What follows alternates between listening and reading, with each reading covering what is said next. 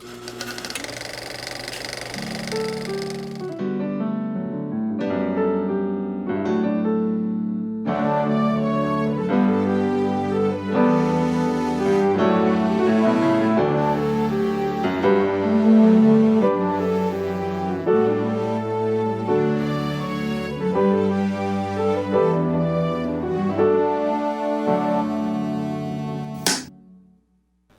is Brandon. How are you? I'm fine, Brandon. How are you?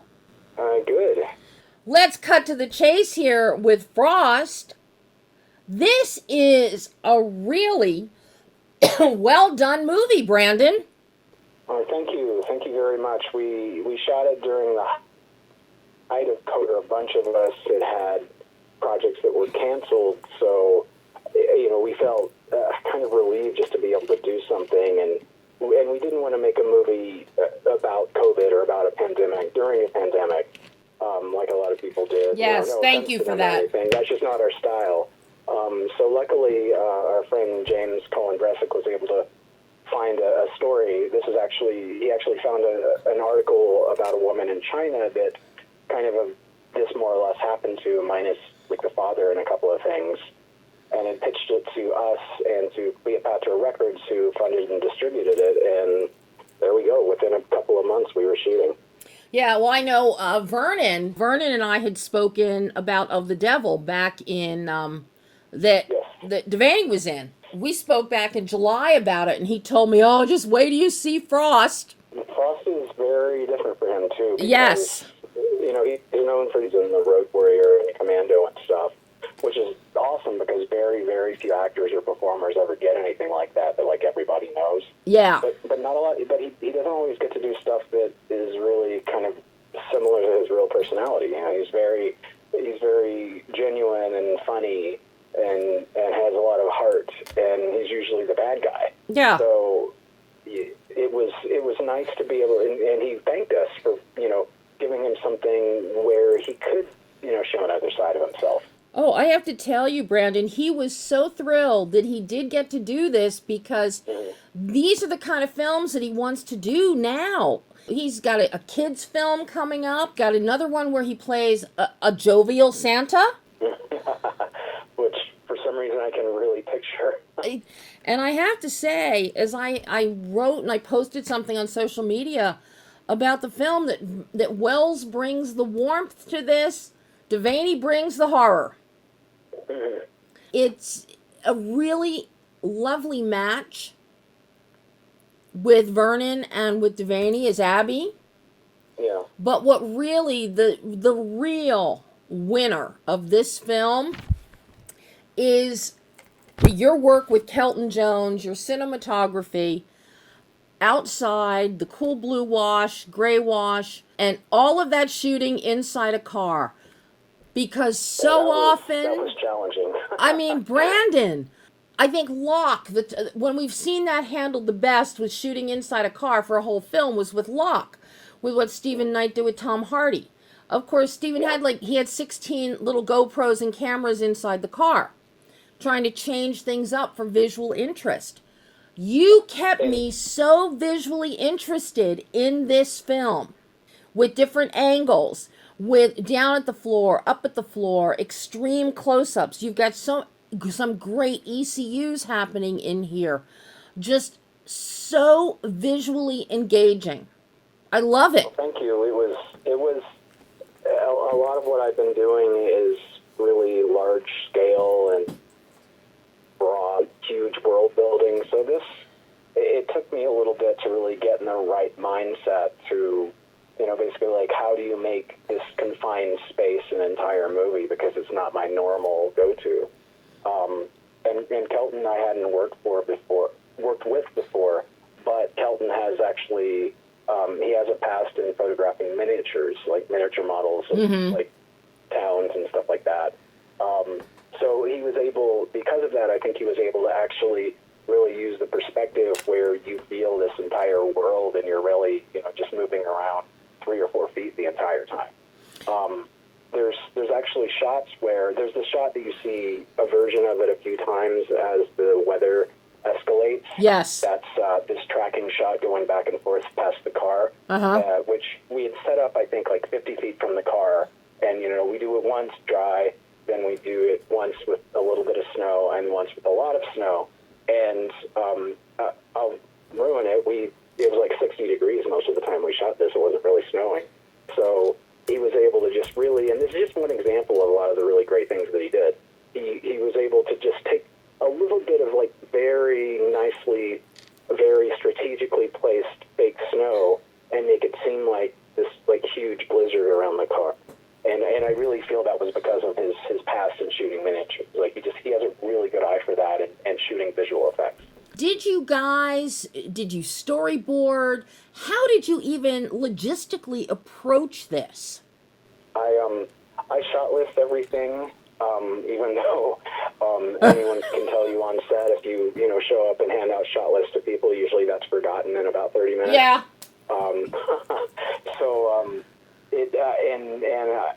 Kelton actually stepped in last minute because he replaced a different DP. Oh, wow. We really didn't have a lot of prep time, and we really just had to jump in head first and try to get into each other's heads, like, as we were working. So, looking back, I don't know how we did it because the schedule was really abbreviated since it was such a contained film, and I told him a few of the things that I like to do. I shoot in a very specific style with movement and framing, and he understood it, and we just went for it without really looking back. Wow. This film rises and falls on the visual grammar here. It really does. And it is just, I think it's outstanding. Now, did you guys shoot on location in the woods somewhere and then just insert VFX to get that sheer cliff drop out of the passenger side of the car? Yeah. We shot about an hour north of Los Angeles in a place called Mount Pinos or Pinos. I've never actually heard anyone say it out loud, so I don't know how it's pronounced. But it's just over the border of LA County and Kern County. Okay. If anyone knows it, Bakersfield past Pyramid Lake. Mm-hmm. And in the morning it actually does, and in the middle dead of winter it does snow there. And even, we shot this in March of last year. There were, no pun intended, frost and other things, in the morning, and then when the sun set, and then it would be, very warm throughout the day, so we really had to mask a lot. We just had to be really particular about, not showing the sun directly overhead. I think we had a scrim over the car throughout most of the time, and always having the fake snow going on standby. And it was actually really something because our department, which this was a very small crew, Miranda, she would put this snow machine over her shoulder that really looked like a rocket launcher, and just go around and cover the place and constantly. I guess, long story short, 99% of it is on location or real fake snow. However, actually, no one's pointed this out. Sorry, I just thought of it. The wolf attack in the middle of the movie is actually all on green screen, and that's a visual effect. I was going to say. The wolf was really there. The wolf was going after these chunks of meat that the trainer would put on the steering wheel or the. But the background and everything was all a composite that was done later. Well, I think that was the safest way to go. Yeah, absolutely. So, the wolf is so sweet, too. He looks vicious and everything, but that's how he's trained, and he's been on, Game of Thrones and that show with Jason Momoa that's on Apple TV. Oh, my goodness. So he's a super famous dog, or wolf. Well, he's the biggest star in the film, then. Yeah. He's also, super sweet, and, when you see him jumping up, so vicious, literally the next frame, he would, drop his snarl and just be this, big teddy bear. Then you also counter this. You give us this great build-up, the estrangement between Grant and Abby, but you also have this great cabin. There's warmth. It's the beautiful wood tones, wood walls, and you're really getting into the father-daughter reconnection. And there was a differential. You and Kelton shot that a bit differently. Also because you had some more room. Let's face it, you had more room to navigate. But you also, I feel like there's some more metaphor in there for the father-daughter dynamic. And oh, go ahead, I'm sorry. No, and I really appreciated that, and that's really where Vernon got to shine. Yeah. And it also showed us a different side of Devanny, so that then we understood more once she's stuck in the car. Yeah. It's a bit of a deconstruction Yeah. of both of them. They both kind of have their guard up in a way when we meet them, and then we sort of peel back the layers. It's really subtle, but there's a lot of intentional placement of them in relation to each other, like them at the dinner table or when they're sitting on the bed looking through the photo album. That slowly brings them closer and closer and closer. And I try to be really particular in like the edit and such to create distance between characters when they should be, and then bring it back. And you'll notice in this, it's very kind of deliberately staged, where once they've sort of made their peace temporarily, then they face each other. Yeah, and basically it's when they're in the car and they've got a level playing field at that point, because in the house, one's standing, one's sitting, they're at opposite ends of the room. By the time we get in the car to go on this little fishing expedition, they're on a level playing field. Yes, absolutely. And I always like when I see that with character construction within a story. And that really plays well here. Also, standout. How can anything possibly be wrong between a father and a daughter when they both reconnect over a little plastic Hello Kitty tackle box? You're the first person to mention that thing. That was... I still have that in a cabinet, actually. That was this... We told Robert Thompson that wrote the script to put it in there, really because I think I was looking for fishing tackle at Walmart and saw this little sort of rinky-dink pink tackle box, and I'm like, oh, that's perfect. Of course, we pulled the labels and stuff off, so we didn't, upset anyone. But it's really kind of one of those nostalgic things that, for me at least, reminds me of, growing up and things like that. And I know, like, both of my parents always held on to, items that I may have thought were insignificant, but growing up and then later on, you realize how much they meant to you. I saw that little pink box, and right there, with the emergence of that is the total reconnection that every father and daughter in the world will relate to, because that is, she's always going to be daddy's little girl. Yep, absolutely. I already see that coming with my own daughter. Everything that people said, get ready for is entirely true. But I love that touch. Plus, it's the only real pop of color that we have in the film. Yeah, so much of it is very gray and drab. And it's intentional that a lot of what they wear, the colors are, for the most part, very muted. Yeah, well, and you want to blend in with the forestry as well. Yeah, of course.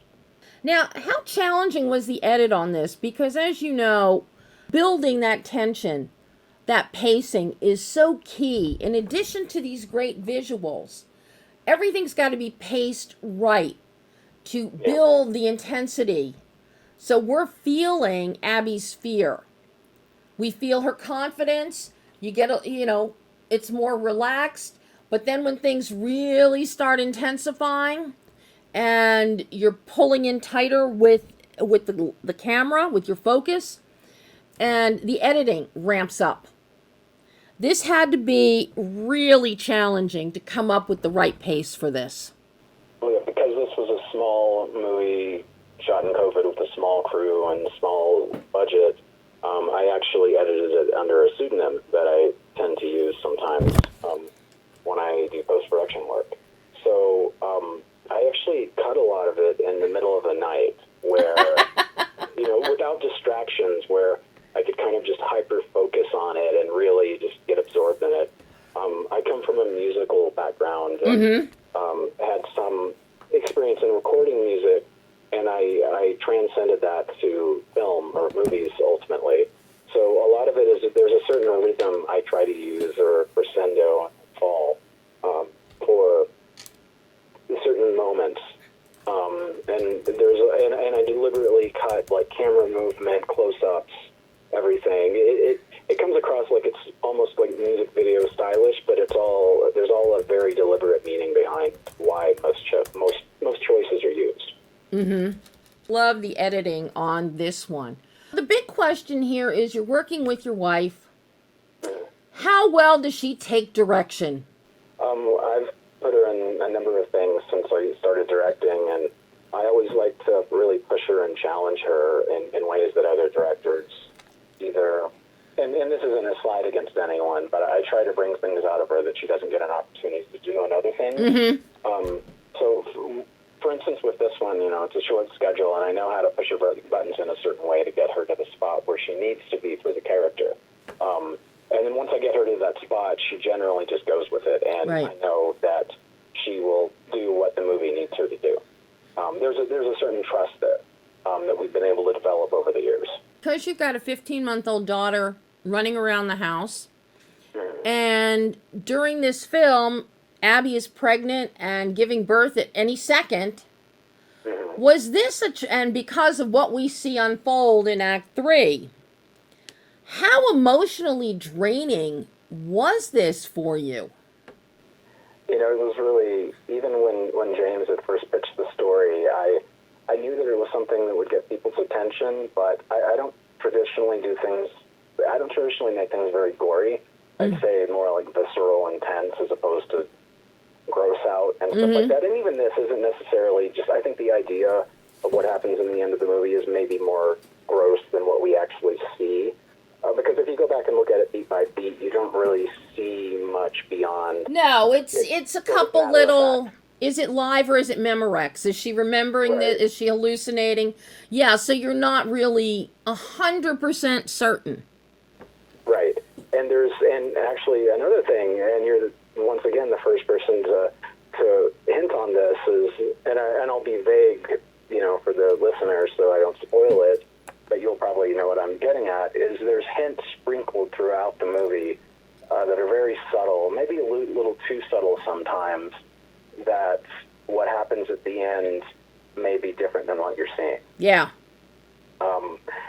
Whether it's stuff that Vernon says, whether it's various visual cues or events or things that Devanny's character does throughout the movie, it's meant to, obviously it's something that people are either going to, continue watching or turn their head from. My intent, and something that I think helped me be able to shoot this, to answer your question, was that there is a gray area there as to what her frame of mind, without saying any more, really is when that happens. Yeah. I'll say that when we shot it, I actually stayed apprehensive about it all the way from when it was being written to where we were doing it, and we shot the last bit of the movie in the very end of the schedule.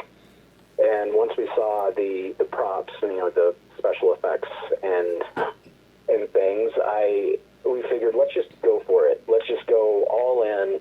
We'll shoot it way worse than. It's so hard not to spoil it. Sorry. I know. So let's. I basically said, let's just go all in, and the worst that can happen is we rein it in during the editing. Yeah. So, it could have gone on longer and more excessive. I think it's right at that cusp where any more beats and it would have been too much. Some people do say it's too much, and the funny thing is, they're not wrong. With this, unless you're kind of cheering it on, every reaction is the right reaction. Well, I'll tell you, the only part of the film that grossed me out, the worms. I knew you were going to say that. I saw that coming. Tell me she did not swallow worms. So when she opens the can of worms, for lack of any other better term, Bing worms, and you see them moving around, that's real. And when she tries to pick them up and she kind of freaks out and drops them, that's all real. And there's actually a shot of her picking it up and almost putting it in her mouth, and then we cut. So what she actually eats in the movie is a gummy worm smeared in Oreo cookies. Okay. So not really eating a bait worm. That's fine. And, I'm not a fan of gummy worms, but cover anything in Oreo cookie crumbs? I'm there. That's good. Right. I can only imagine what that tasted like. But there's a lot of really weird Oreo flavors these days. Do not mess with Oreos. What were your considerations with this one, with the scoring? Right. Cleopatra is actually a music label. Right. For goth rock and electronic music. I actually listened to most of the catalog throughout high school and college back in the day. Okay. And I knew that in recent years they've started making movies. So, I actually, the times that I've gone to their office, I think I spend more time talking about music with Brian, the owner, and Tim there than movies, just because I owned all these really obscure albums that they released, 20, 30 years ago. Okay. But anyway, so part of the deal when we came together was that there would be a separate soundtrack album released. And originally, there was going to be kind of like what a lot of people call library music, where it's stock music in for certain spots. Sure. And then a lot of songs from their catalog. And the first cut of the movie they saw was that. And they ended up liking the movie a lot, so they actually had a number of session musicians that they've used on various albums they've released and other things to do a proper score rather than using library tracks. So the actual composer's name is Fernando Perdomo.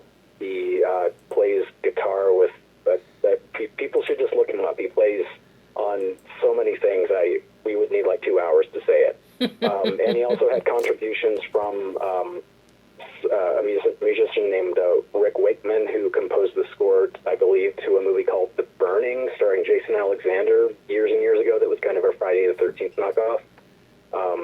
So that's a little bit of cred there. And then a musician named Terry Reid, who was actually in Led Zeppelin for a short time when they formed, and a couple others. So it ended up being this sort of like retro synth score that hits, I think, is almost like Vernon's character, and it's hinted that Vernon's character was a musician before he became a recluse.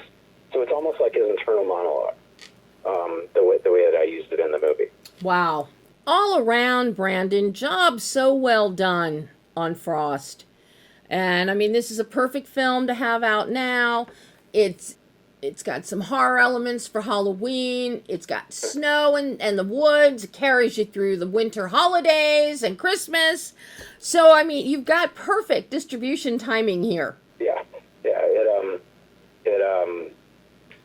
Cleopatra, it's really kind of the ideal thing for Cleopatra, the way that it all came together. And once again, as a former musician, it was kind of a bucket list item.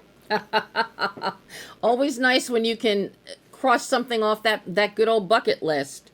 Oh yeah, so before 20 plus years ago, I was in a band that like almost broke out, and then we broke up, which is kind of what happens to most bands. Yeah. And when we signed to do this movie, I sent my old manager from back in the day a message saying, "Hey, I'm finally signed. Ha ha ha." That's a good one. I like that. That's a good one. Brandon, this has been so much fun getting to talk to you about Frost. I hope we get to chat again in the future about other films that you do. Yeah, absolutely. I have a number of them coming out. I was lucky that after Frost and after the kind of break with COVID, I have since done 4 other movies, just within a matter of months from each other. The next one actually comes out November 25th in theaters, for exclusively before digital, and it's called Battle for Saipan, which is a martial arts war epic starring Casper Van Dien, Louis Mandylor, and Jeff Fahey. And Devanny's in it as well as a few other really great, strong working actors. So So that'll be out in just a few weeks. And that's a period piece. That's a World War II piece, correct? Yes. Actually, it's from Saban and Paramount, and they actually just put out the trailer today, which is getting a really good response so far. So I can't wait for people to see it, and I may actually go to the theater for the first time in a couple of years because I like to see it with people. Yeah, very good. I've actually already been in touch with their PR people, and they seem to be really on it. So hopefully we speak again soon. Well, I sure as heck hope so. I'm actually looking forward to your breakout one. Yeah. So with Lewis Brian Krause, yeah. and Devanny produced it. I've known Louis Mandylor for longer than I've known most people that I know now, and I can't seem to get rid of him. But we ended up doing a bunch of movies, one after another. He shot in L.A. in a decommissioned prison, and it's essentially kind of a Die Hard in a prison type story, but with a lot of heart. Anything shot in prisons and breakouts with a Die Hard kind of vibe to... I'm always in for stuff like that. And Mandylor, I will see Louis Mandylor in anything, as I will see Brian Krause in anything. And Brian ended up being a really effective villain.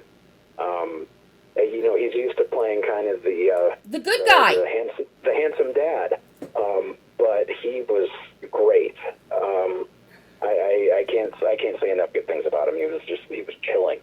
It was funny. Devanny had actually met him years ago in an event, and he originally, this character, I guess I can say it now, was supposed to be Luke Goss, and he couldn't do it. And we're like, what, Brian? So we got the distributor to approve him, and we brought Brian out, and the first thing he told us was, I'm not pretty right now. So we're like, no, that's perfect. That's perfect. Oh my God! He has this kind of interesting, like Willem Dafoe meets Heath Ledger vibe in it. So, oh wow! I'm interested to see how people respond to it. Okay, now I'm even more curious for that one. Now I'm even more curious. Well, that one is finished and delivered, and we should have the date for it soon. Oh, good. Well, yeah. I've got my eye out on both of those, and I will cross my fingers that we do get to chat about both. Yeah, Breakout will probably have the same PR as Frost, so hopefully so. Oh, Brandon, this has been so much fun. Thank you so much. Yeah, absolutely, and thank you for asking questions that no one... I mean, I know it probably wasn't deliberate, but you asked some that no one have asked yet, so it was nice, being able not to just repeat myself in every interview, which I try not to do anyway, but... it's hard. Some good stuff. Well, thank you. I try. And thank you for asking me about some of the filming techniques, because I sort of pride myself on trying to have a style that's my own. It's bits and pieces from, things I grew up watching, but I kind of miss the days where you could watch a movie and you don't even need to see the credits and you know who directed it. You know who it is, that's yes. my goal. And I always love that. You can look at a Hitchcock and you know it's Hitchcock. Yes, exactly. You can look at something and you know Janusz Kaminski was the cinematographer on it. Right.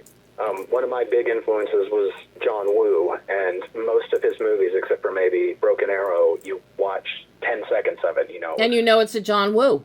Now I'm even more anxious, having seen Frost and watched it through twice already. I'm really anxious to see the next ones, to really pay attention to your style and your visual grammar. Well, thank you. I really am curious. I guess we're about 5 weeks away from the next one. So. Good. Again, thank you so much, Brandon. And until next time, you have fun with that little girl of yours. Yeah, I better go see what she's getting into. Thank you very much. And yeah, like I said, hopefully very soon. Thanks, Brandon. Bye-bye.